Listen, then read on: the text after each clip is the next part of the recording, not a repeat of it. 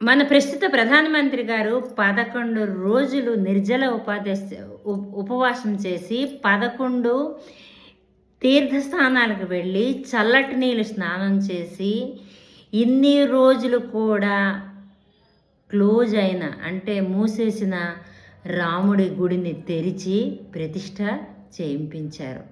అది మన ప్రస్తుత ప్రధానమంత్రి ఒక మంచి క్వాలిటీ.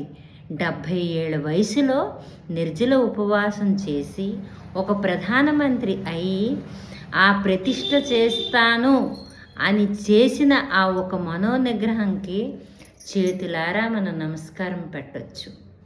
అలాంటి ప్రధానమంత్రి పరిపాలనలో మనం ఉన్నందుకు కూడా మనం గర్వంగా చెప్పుకోవచ్చు.